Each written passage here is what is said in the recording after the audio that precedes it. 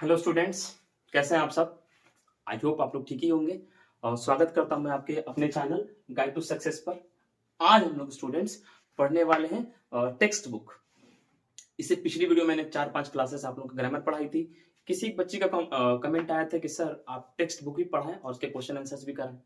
मैं ये कहना चाहता हूं स्टूडेंट्स कि हम लोग एक वीडियो में क्वेश्चन आंसर तो समझेंगे, स्टोरी को, पैसेज को समझेंगे, उसका ट्रांसलेशन को समझेंगे, और उसके बाद नेक्स्ट वीडियो जो हमारी आएगी उसमें हम लोग बुक से भी क्वेश्चन जितने होंगे उसको भी सॉल्व करेंगे, और जो प्रीवियस ईयर में इस चैप्टर से अगर इंक्लूड क्वेश्चंस आए होंगे तो हम लोग उसको भी सॉल्व करेंगे। ठीक। और आप लोग थोड़ा सा मुझे कमेंट करके बताइएगा कि आप लोग पढ़ रहे हैं कि नहीं पढ़ रहे हैं। एक बात ये हो गई। और मैं आप लोगों को एक बात बता दूं कि मैं जो आप लोगों को पढ़ाऊंगा एक एक टॉपिक वाइज उसका ट्रांसलेशन करूंगा। मुझे ये लगता है कि अगर हम लोग थोड़ा थोड़ा एक एक लाइन को ट्रांसलेट करते निकलेंगे, मैं आप लोग को इतना जानना है कि इसका सार क्या है, इसका मतलब क्या है, यही समझना है ना।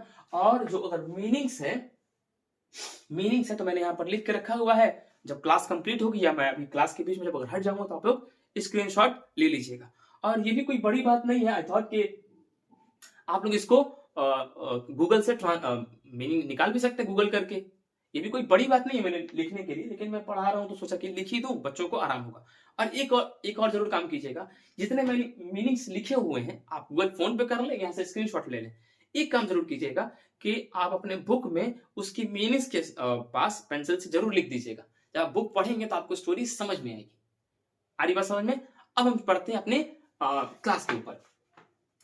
चैप्टर का नाम क्या? चैप्टर पहला है the Indian civilisation and culture. India की सभ्यता क्या है। हम लोगों ने पढ़ा है सिंधु सभ्यता पढ़ा है कि सिंधु सभ्यता कैसी थी। हमने क्या कहते हैं इंडस वैली सिविलाइजेशन पढ़ा था, उसमें हड़प्पा मोहनजोदड़ो कैसे वो लोग रहते थे। गांधी जी का जो एक किताब था उससे द एक्सपेरिमेंट ऑफ ट्रूथ, उस बुक से ये ली गई थी ये कहानी, कुछ उसके पैराग्राफ्स निकाले गए हैं। तो वही लिखते हैं कि उसकी किताबों से ही उठाए गए हैं सब कुछ पैराग्राफ्स। वो लिखते हैं कि कैसे हम लोग जिए उस वक्त में और कैसे यूरोपियंस जिए, उनका जीना खान पान कैसा था, उनकी नैतिकता कैसी थी, उनके मोरल वैल्यूज कैसे थे। इस चीज को लेकर के गांधी जी ने थोड़ा बहुत हम लोग को समझाने की कोशिश की है। ठीक है। अब ज्यादा देर न करते हुए, क्योंकि ये जो टॉपिक है, ये जो है ना चैप्टर है, गांधी जी के बुक से ही ली गई है, तो मैं थोड़ा सा गांधी जी के बारे में आप लोगों को बता दूं कि उनका जो जन्म था, आप लोगों को पता भी होगा कि उनका जन्म 2 अक्टूबर 1869 को हुआ था। उनकी जो देहांत था, एक सन की जो व्यक्ति था उसने उनका गोली मारकर उनकी हत्या कर दी 30 जनवरी को 1948। उसके बीच में वो उनकी शादी होती है, उनका वाइफ का नाम है ना, पत्नी का नाम, धर्मपत्नी का नाम कस्तूरबाई था। फिर वो लंदन जाते हैं बैरिस्ट्री वकालत की डिग्री लेने के लिए। फिर वहां से इंडिया आते हैं और उसके बाद क्या South Africa as a Indian advocate के लिए वो जाते हैं और कार्यरत वहां पर जॉब करते हैं। फिर इंडिया आते हैं, हमारे देश की लड़ाई में, आजादी की लड़ाई में हिस्सा लेते हैं और हमें आजादी दिलाई। इतना हुआ गांधी जी के बारे में। अब हम लोग टॉपिक पे पढ़ते हैं। ठीक है, चलिए। गांधी कहते हैं कि I believe that civilization India has evolved is not to be beaten in the world। Gandhi ji का मानना है कि मुझे कहते हैं कि मुझे यकीन है कि भारत ने जिस सभ्यता का विकास किया है वह संसार में किसी से परास्त नहीं हो सकती है। हमारी सभ्यता थोड़ी सी है ना, है मजबूत तो है, हमारे थोड़ा सा जो हमें ज्ञान, जो हमें शिक्षा मिली है अपने घरों से, जो इज्जत करने के, बड़ों का रिस्पेक्ट करना, ये गांधी जी का मानना है कि हाँ हमारे कंपैरिजन में कोई है भी नहीं। और मेरा भी मानना यही है। खैर, nothing can equal the seed sown by our ancestors. फिर गांधी जी कहते हैं कि जो बीज हमारे पूर्वजों द्वारा बोए गए थे उनकी बराबरी कोई नहीं कर सकता है। हमारे पूर्वज जो हमें सिखा के गए हैं, जो हमें शिक्षा दे करके गए हैं, उसके बारे में गांधी जी कह रहे हैं। गांधी जी कहते हैं कि रोम चले गए, रोम समाप्त हो गया है ना। फिर कहते हैं कि Greece share the same fate, और ग्रीस के साथ भी वही हुआ, यानी कि यूनान की भी वही दशा हुई। ग्रीस को हिंदी में यूनान कहते हैं, हम लोगों ने यूनान नाम रखा हुआ है। फिर आते हैं the might of Feroz was broken, और फिरौन का भी है ना वही हालत हुई, वो भी चूर चूर हो गया। यानी कि मिस्र के बारे में गांधी जी कहना चाह रहे हैं। फेरोन का मतलब है फिरौन, फेरोन का मतलब है फिरौन। फिर आते हैं broken, Japan has become westernised, और जापान थोड़ा सा है ना पश्चाकरण उसका हो गया, है ना, वेस्टर्नाइज हो गया of China. Nothing can be said, but India is still somehow ordered to sound at the foundation. लेकिन जो इंडिया थी सब लोग अपने अपने जगह पे थे, किंतु भारत अब तक किसी ना किसी प्रकार से अपनी नींव पर दृढ़ रहा कि हमारे जो एथिक्स थे, हमारे जो वैल्यू थे, हम उसी पर चलेंगे। ठीक है, कोई आएगा घर में तो हम उसको खाना खिलाएंगे, मेहमान है हमारा वो, हमें वो अपना क्या कहते हैं शिक्षा जो हमारे जो मिली है, हमें शिक्षा मिली अपने पूर्वजों से, वो हमें नहीं बदलनी है। खैर, अब उसके बाद गांधी जी कहते हैं कि the people of Europe learn their lesson from the writings of the men of Greece और Rome which exist no longer in their formal glory. उसके बाद कहते हैं कि यूरोप के लोग अपने पाठ यानी कि यूनान व रोम के लोगों के लेखों से सीखते थे। कि यूरोप के लोगों क्या था, या तो रोम के लोगों को सीखना है, तो यूनान के लोगों से जो वो लिख के चले गए वही काम था, जिनका भूतपूर्व है ना गौरव अब विद्यमान नहीं रहा। अब उसके बाद कहते हैं कि in trying to learn from them, उसके बाद कहते हैं ये कि उनसे सीखने की कोशिश में यूरोप के लोग समझते थे कि such is the pitiable condition, जिनका भूतपूर्व ये तो बता दिया हम कि उनसे सीखने की कोशिश में समझते थे कि यूनान व रोम की गलतियों को नहीं दोहराएंगे। ऐसी उनकी दयनीय दशा है कि भाई अब हम लोग ये गलती नहीं करेंगे। उनकी तो दशा जो है वो क्या कहते हैं, जो दशा है वो क्या हो गई, दयनीय हो गई, अब बुरा हो गई। तो यूरोप के लोग क्या है, रोम और यूनान के बुक से पढ़ते थे, उनके लेखों द्वारा लिखी गई चीजों से, पाठों से पढ़ते थे। लेकिन जब यूरोप जब डेवलप हुआ तो उनका क्या मानना था कि यूनान व रोम की गलतियों को नहीं दोहराना है। ऐसी उनकी दयनीय दशा हो गई, वो तो बर्बाद हो गए ना, रोम यूनान है ना, बर्बाद तो नहीं हुए है ना, मैं गलती से बोल रहा हूँ, लेकिन अब वो थोड़ा सा कट लिए इन चीजों से। खैर, अब आगे बढ़ते हैं हम लोग। अब इसके बाद गांधी कहते हैं कि in the midst of all this India remains immovable and that is her glory. अब इसके बाद कहते हैं इसके बीच भारत अडिग रहा मतलब कि मतलब हिला डुला नहीं। इमूवेबल का मतलब होता है कि हिला डुला नहीं, मतलब अपने जड़ से लगा रहा, तथा यही उसकी शान थी। अब समझिएगा, थोड़ा सा हम इसके ग्रामर पर आते हैं कि इसमें क्या आता है, India remains immovable and that is her glory. आप समझ पा रहे हैं, हर किसके लिए यूज होता है? अगर हम लोग ग्रामर आप थोड़ा सा भी जानते हो तो हर किसके लिए यूज होता है? लड़की के लिए, फीमेल के लिए। तो आप क्या समझ रहे हैं यहां पर, ये किसके लिए यूज हो रहा है? यूज तो हमारे इंडिया के लिए किया जा रहा है। मैंने एक बार फिर से पढ़ा कि इन क्या कहते हैं, in the midst of all this India remains. India के बारे में क्या वर्ड आ रहा है? Is her glory. क्या वर्ड आ रहा है इंडिया के लिए? Her glory. इसके लिए मैं थोड़ा सा आप लोगों को समझाऊं कि ये जो वर्ड है वो भारत माता के लिए आ रहा है। हम लोग जो इंडिया के जो लोग हैं, हमारे देश को माँ का दर्जा देते हैं, है ना, माँ का पद देते हैं कि हमें इसी मट्टी से हम लोग, माँ जो है उगा करके अनाज देती है तो हम लोग खाते हैं। तो हम भारत मूल के निवासी इसे माँ का दर्जा देते हैं, इसीलिए यहाँ पर हर वर्ड का यूज आया है। ठीक है, अब ये किसी का मुझे ये मतलब नहीं है कि कौन इसको मां मान रहा नहीं मान रहा, मुझे इससे फर्क नहीं पड़ रहा है।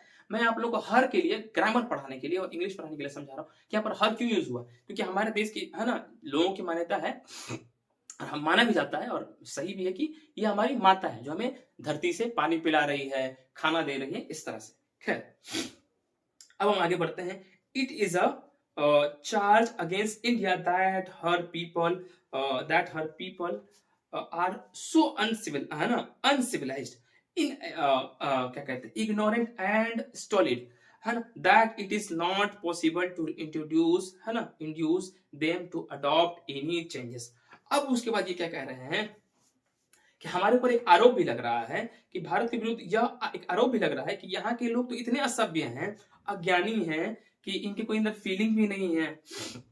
ठीक है, और इसके बारे में कह रहे हैं कि उन्हें किसी भी परिवर्तन को अपनाने हेतु प्रेरित करना संभव नहीं है कि भाई कुछ परिवर्तन ला ले, चेंजिंग ला ले अपने अंदर, कि टी शर्ट का जमाना है तो टी शर्ट पहन लें, क्या दिन भर धोती कुर्ता। मैं धोती कुर्ते वालों को किसी को मैं मजाक नहीं उड़ा रहा हूं, लेकिन मैं ये कह रहा हूं कि अगर आपको ठंड लग रही है कहीं पर तो आपको धोती कुर्ता क्यों पहनना है? आप जींस भी पहन सकते हैं, आप सूट भी पहन सकते हैं, आप जैकेट भी पहन सकते हैं। तो कुछ कुछ चीजों को लेकर के, जैसे कि अब को एजुकेशन हो गया, लड़का लड़की को एक साथ पढ़ाना, तो इस तरह से हमारी जो सभ्यता के जो लोग थे उस वक्त, हमारे पूर्वज जो थे, वो इस चीजों को सही नहीं मानते थे। और कोई भी चेंजिंग करने से आज भी अगर आप लोग अपने माँ बाप पिताजी है ना पेरेंट्स को देखें तो कोई भी अगर घर में बदलाव करने की बात आएगी तो सबसे पहले आपके माता पिता आके खड़े हो जाएंगे कि नहीं बदलाव नहीं चाहिए घर में। ठीक, तो ये हमारे खून में ही है। जैसे कि मैं गांधी जी शुरुआत से ही बोले हैं कि जो हमारे बीज अंदर बोए गए हमारे पूर्वजों ने, अच्छी भी चीजें और थोड़ी बहुत खराबियां भी थी। खैर, अब हम लोग इस पे तो हमारे ऊपर आरोप तो लग गया है। ठीक है, अब उसके बाद आते हैं it is a charge really against our merit. ये वास्तव में हमारे मूल्यों के विपरीत था। मतलब कि भाई जो हमारा काम था, अब अंग्रेज ये कह रहे हैं, यूरोपियंस ये कह रहे हैं कि आप लोग चेंजिंग नहीं ला रहे हैं। तो चेंजिंग के मामले में अगर हम कुछ भी आप नहीं ना चेंज कर दीजिएगा हमारे यहाँ से, कुछ हमारे मोरल वैल्यूज है, एथिक्स है, हमारा कुछ पूर्वजों का नियम है, कुछ रिवाज है, तो हम लोग उसको तो चेंज करेंगे नहीं। खैर, अब उसके बाद क्या कह रहे हैं कि what we have tested and found true on anvil of experience, जो हमने अनुभव के आधार पर परखा है तथा सही पाया है। उसके बाद क्या कह रहे हैं, वी डेयर नॉट चेंज, कि हमें इस बदलने का साहस नहीं रखते हैं। Many thrust their advice upon India and she remains steady.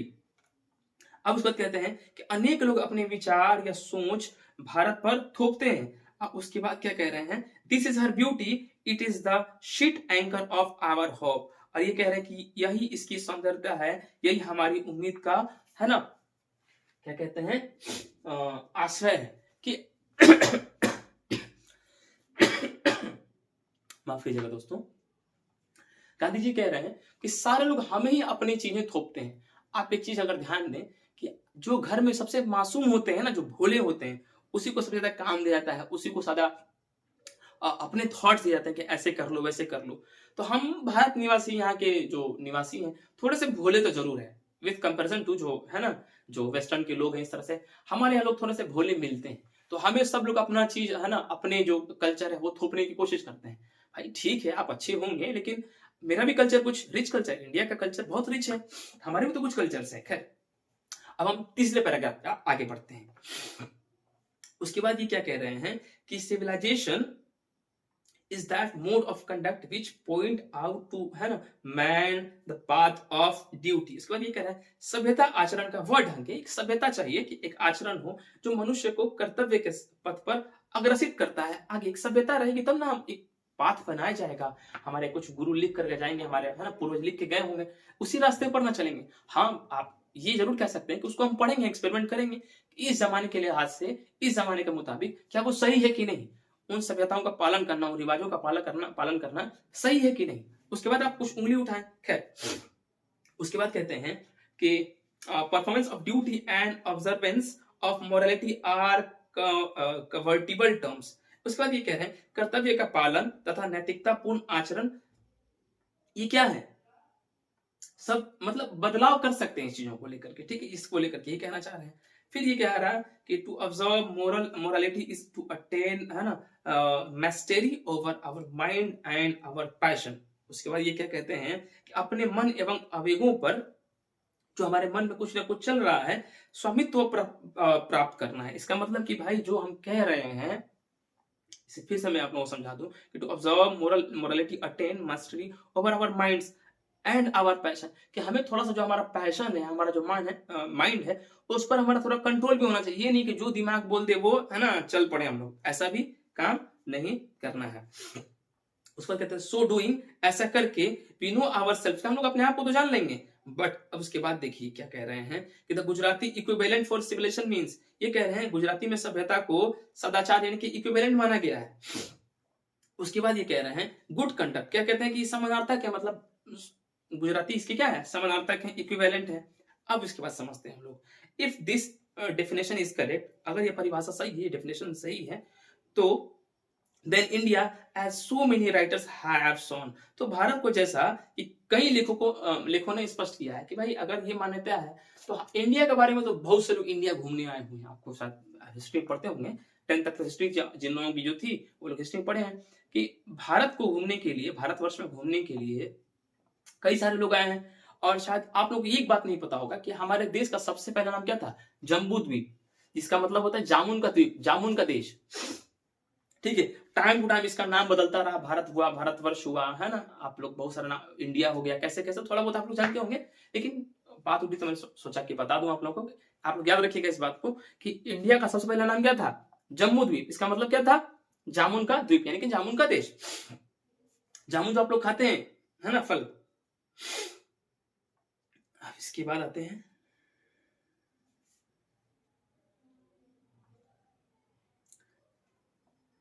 अब कहते हैं has nothing to learn from anybody. अब अन्य किसी अगर या से कुछ सीखने की जरूरत नहीं है, क्योंकि बहुत से लोग तो लिखे ही हुए हैं हमारे बारे में, लेकिन अब यह कह रहे हैं and this is as it should be, और यह ऐसा ही है तो जैसा कि होना चाहिए, कि जो मतलब अगर बाहर से लोग आए हुए हैं तो जो लिखे इसके बारे में वैसा ही है भारत लगभग लगभग, ठीक है। कुछ खास गलत नहीं लिखा है, ठीक। कहीं कहीं हमारी गलतियां थी, लेकिन जो लिखा है उस चीज को सही लिखा है। खैर, अब आते हैं अगले टॉपिक पे। We notice that the mind is a restless bird. हम ये चीज देखते हैं कि हम ये देखते हैं कि मन एक अशांत पक्षी है। गांधी जी कह रहे हैं कि ये अशांत है, इसके अंदर क्या है? शांति नहीं है। पक्षियों में देखिए कितने अच्छे वर्ड लिखा गांधी जी ने कि पंछी क्या है? शांत कभी नहीं बैठता, उड़ते रहता है, फड़फड़ाते रहता है ना, एनी टाइम वो फुर्ती रहती है उसकी बॉडी में। लेकिन मन जो हमारा है वो अशांत एक पंछी है। उसके बाद कह रहे हैं कि the more it gets the more it want. यह जितना अधिक प्राप्त करता है उतना ही अधिक पाने की इच्छा भी करता है। अगर आपके पास आईफोन 14 है तो आप 15 या 16 लेने की कोशिश करेंगे। अगर आपके पास स्कॉर्पियो है तो आप कहेंगे कि मुझे फॉर्च्यूनर लेना है, फॉर्च्यूनर आ जाएगा तो कहेंगे मर्सिडीज लेना है। तो ये मन के बारे में गांधी जी ने जो परिभाषा की है कि अशांत है, आपको जितना मिलेगा उतना कम रहेगा, तो बिल्कुल सही है। खैर, फिर क्या कहते हैं गांधी जी के, तो मोर भी इंडल्ज, मैंने इंडल्ज के लिए यहाँ पर लिखा भी होगा, इंडल्ज है ना, भोगना, सजा भुगतना। इंडल्ज के लिए मैंने एक लिखा भी हुआ था। अब आते हैं बच्चों, the more we indulge in our passion, कि जैसे जैसे हम लोग मतलब अपना काम करेंगे, हम अपनी इच्छाओं को जितना अधिक लिप्त होते रहेंगे, मतलब जितना डूबेंगे उसके अंदर, द मोर अनब्रिडल्ड, मैंने अनब्रिडल्ड भी लिखा होगा, है ना, अनियंत्रित, मतलब अगर जितना उस पर चलेंगे तो नियंत्रण नहीं कर पाएंगे।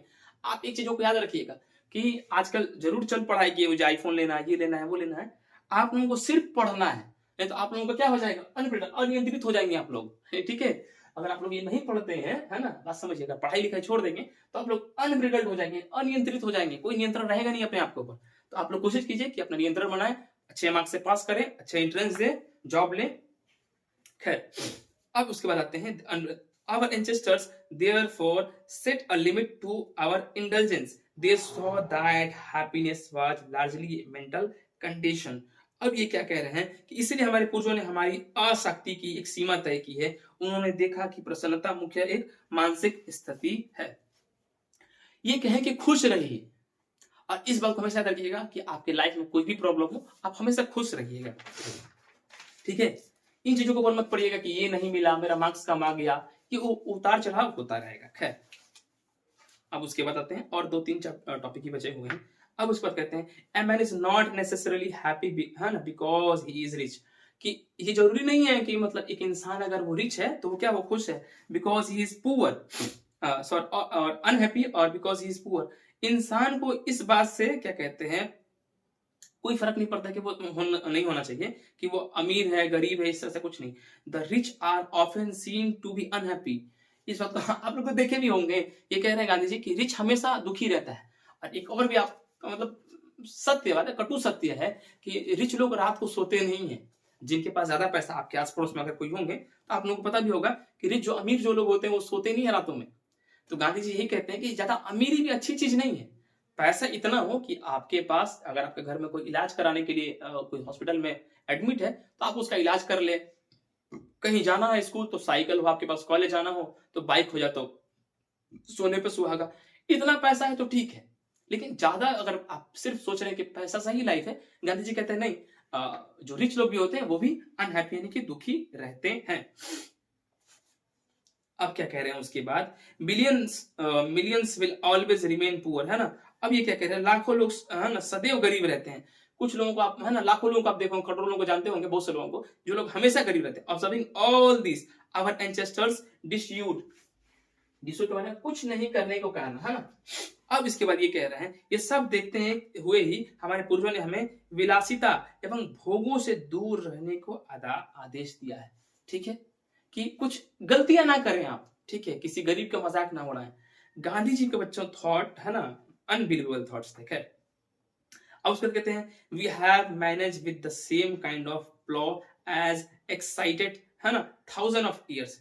अब उसके बाद कह रहे हैं हम उसी तरह के के हल से काम चलाएं जो हजारों वर्षों से चलन में था। इसका मतलब ये कहना चाह रहे हैं गांधी जी कि हमें जो जो चीजें दी गई, हमें जो रास्ता सिखाया गया है कि अगर हम फेल हो जाते हैं तो कोई ठीक है भाई, फेल हो गए तो फेल हो गए, अगले साल एग्जाम नहीं होगा क्या, तो हमें एक रास्ता दिखाया गया है। ठीक, ये नहीं कि लटक गए पंखा से इस तरह से कुछ भी कर लिए, ये कुछ काम सही नहीं। अब उसके बाद हम लोग आते हैं we have retained the same kind of cottage that we had in former time and our in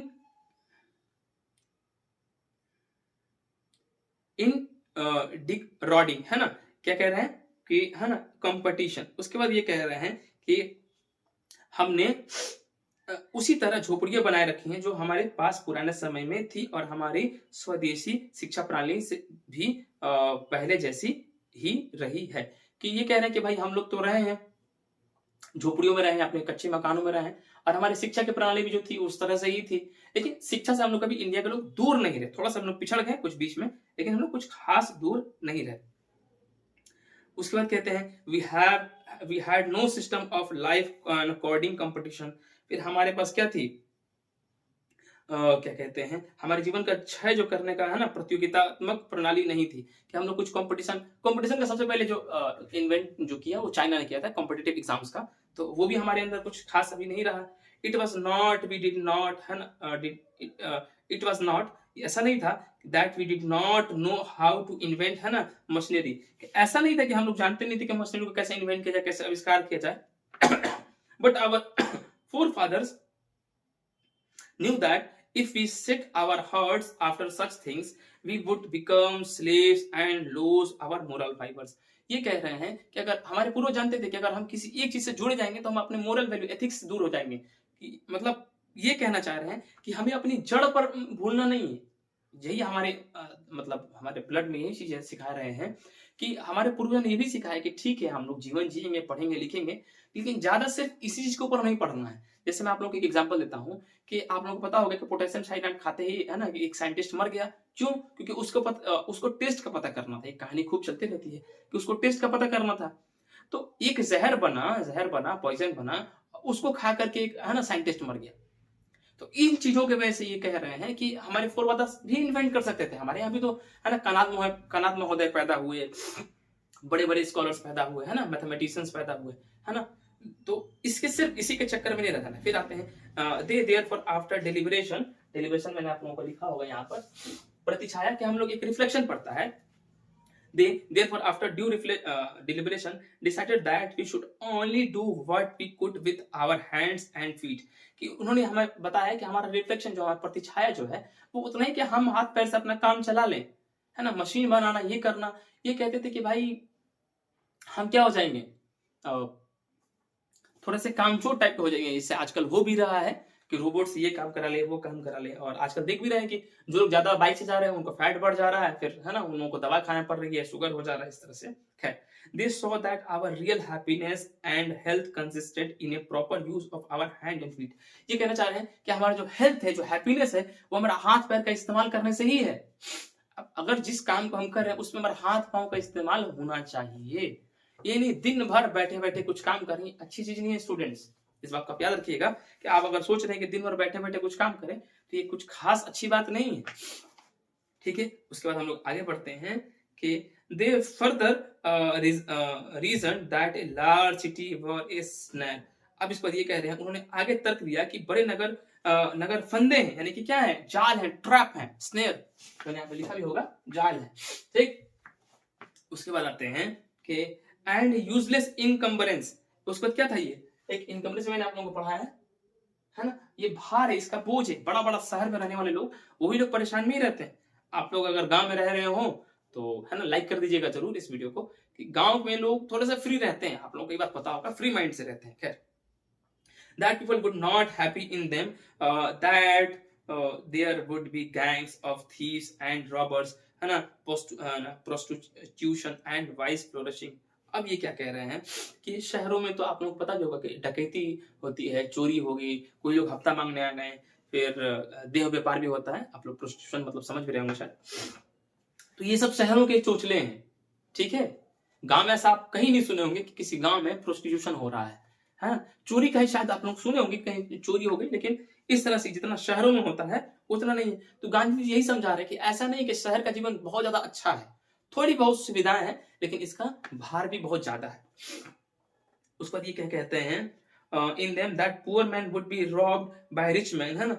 और जो गरीब इंसान है वो किसके द्वारा डकैत कर लिए जाते हैं, अमीरों के द्वारा, अमीर उनका पैसा खा जाते हैं, ठीक है। They were therefore satisfied with a small village. इसीलिए एक छोटे से गांव में सेटिस्फाइड रहिए अच्छे से, बहुत अच्छा जीवन है। अगर गांव में रह रहे हैं, छोटा गांव है, सुंदर सा गांव है, तो बड़ा अच्छा जीवन है आप लोगों का।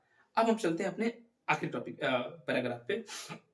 They saw that king and their sword were inferior to the sword of ethics. उन्होंने देखा, आगे देखा कि राजा और उनकी तलवारें नैतिकता की तलवारों से कमतर थी। कि उनका कोई राजा का जो, देखिए एक तो पहली बात है कि हमारे जो देश के राजा थे, मैं आप उनके सम्मान में कोई उंगली नहीं उठाना चाह रहा हूँ, लेकिन कुछ ऐसे भी राजा हुए कि उनकी जो तलवार निकलती थी, है ना, निकाल दिए ऐसे करके तलवार, तो ऐसा नहीं था कि वो सिर्फ अच्छाई के लिए तलवार निकलती थी और बुराई के लिए तलवार निकलती थी। जो अच्छे थे उनका भी उनके साथ भी कुछ ना कुछ बहुत सारे राजाओं ने बुरा किया। खैर, अब इसके बाद हम लोग आते हैं, and they therefore held the souvenir of earth to be inferior of rishis and fakirs. अब ये क्या कहते हैं, तथा इसी कारण वे धरती के सम्राटों और ऋषियों तथा फकीरों से तुच्छ समझते थे।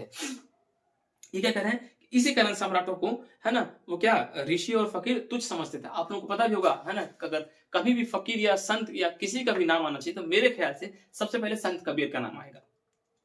और ये ऐसे संत थे स्टूडेंट की वो किसी से डरते नहीं थे। तो अक्सर आप अगर कबीर के दोहे पढ़ेंगे तो अपने दोहों में वो राजाओं की बुराई करते मिलेंगे, जो जो बुरा किया उसकी बुराई करते नजर आएंगे। क्योंकि जो संत हमारे देश में हुए, जो संत का जो चलन चला हमारे देश में, उसका ये पर्पज रहा है कि कुछ गलत ना हो जाए किसी के साथ और हम लोग उस पर आवाज उठाएंगे। खैर, अब उसके बाद आती है ये बात कि आता हूं मैं आप लोगों को टॉपिक पे कि A nation with a constitution like this is fitter to teach other than to learn from others. कि हम ये कह रहे हैं, इसी तरह व्यवस्था वाला राष्ट्र दूसरे को सिखाने के लिए, है ना, बाजार दूसरों को सिखाने में समर्थ है। ये कहना चाह रहे हैं कि भाई हम लोग एक एजुकेशन को सिस्टम को चलाएं। खैर, फिर आते हैं, यहाँ पर थे हम लोग, यहाँ पर थे, but they were all with in, है ना, everybody knew that these profession were not particularly superior. सब लोगों को पता है कि इस राष्ट्र में कि अदालतें, वकील, है ना, जो भी हैं,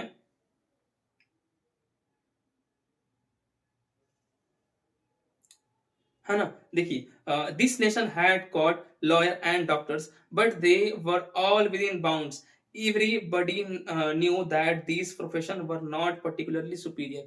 अब हम लोग सभी जानते हैं कि इस राष्ट्र में अदालतें, वकील, डॉक्टर भी थे, लेकिन वे सब एक सीमा में बंधे हुए थे। सबकी एक सीमा है। डॉक्टर सबका ऑपरेशन, आप लोग पता भी होगा कि अगर किसी को चोट लग जाए तो बिना पुलिस केस का डॉक्टर, अगर ज्यादा चोट लगे किसी को या कुछ गोली लग गई, कुछ हो गया, सीरियस मामला है, तो डॉक्टर्स पहले कहते हैं कि पहले पुलिस केस, पहले पुलिस आएगी फिर इलाज होगा, है ना। वकील के भी एक बाधाएं हैं, सबकी अपनी अपनी बाधाएं हैं। तो ऐसा मत समझिए कि कोई वकील बन गया, आप लोग बन गए तो बहुत बड़ा काम कर लिया, ऐसा कुछ भी नहीं समझिएगा। पढ़ना है, अच्छा इंसान बनना है। फिर ये क्या कह रहे हैं, moreover these vakils and vaids did not rob people। लेकिन ये क्या, वकील जो और वेद जो है किसी को रॉब नहीं कर रहे हैं, है ना, लूट नहीं रहे हैं। They were considered people dependent, not their masters. Justice was, है ना, tolerably fair. The ordinary rule was to avoid courts. There were no taught to learn। कोई यहाँ पर लालच नहीं है किसी चीज का, है ना, कि भाई ये कहना चाह रहे हैं कि आप अपने मास्टर पे सिर्फ डिपेंडेंट मत रहिए। मैं यही कह रहा हूँ कि आप पढ़िए हमसे, अगर आपको कुछ दिक्कत हो रही है तो बताइए, सिर्फ मेरे ऊपर डिपेंडेंट मत रहिए। आप थोड़ा सा आप ही को मेहनत करना है, मास्टर नंबर नहीं लाता है, स्टूडेंट्स ही नंबर लाते हैं। इस तरह के डिफिनेशन को ये बताना चाह रहे हैं। फिर कह रहे हैं, the evil too was noticeable only in and around capitals. The common people live independently and followed their agriculture occupation.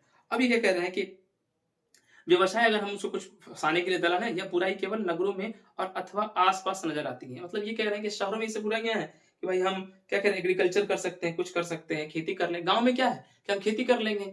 लेकिन ये जो बाधाएं हैं शहरों में तो चलने के लिए बाधाएं हैं कि आप सिग्नल नहीं तोड़ सकते हैं। समझ रहे हैं? गांधी जी यूरोप से और हमारे इंडिया से कंपैरिजन कर रहे हैं, फिर सिटी को और विलेज को कंपेयर कर रहे हैं। एक सिटी हुआ और विलेज हुआ, वही फर्क है इंडिया और यूरोप में। इंडिया का एक गांव की तरह है, गांव प्रधान देश है, और क्या यूरोप पूरा शहरी है ना, पूरा वेस्टर्नाइज, पूरा है ना, क्या कहते हैं, डेवलप्ड सिटी है। उस तरह से सिटी भी थोड़ा सा डेवलप होता है, थोड़ी सुविधाएं होती हैं, लेकिन जो सुकून आपको गांव में है उसी के बारे में कुछ चल रही है बातें। They enjoy true home rule, और वे सच्चे राजस्व का आनंद उठाते हैं। ये गांधी जी कह रहे हैं कि जो गांव में रह रहे हैं, जो यहाँ पर रह रहे हैं, वही सच्चे राजस्व का एंजॉय कर रहे हैं, यानी कि है ना, देश में देसीपन का एंजॉय ले रहे हैं, जो देसी घी खा रहे हैं। शहरों में तो आप लोगों को पता होगा कि लोग देसी घी भी नहीं खा पा रहे हैं, दूध भी नहीं पी पा रहे हैं लोग। ठीक, दूध भी सही नहीं पी पा रहे हैं शहर के लोग। ठीक है, इस क्लास को मैं यहीं तक खत्म करता हूँ। टॉपिक आप लोगों का यहाँ पे खत्म हो रहा है, चैप्टर खत्म हो रहा है।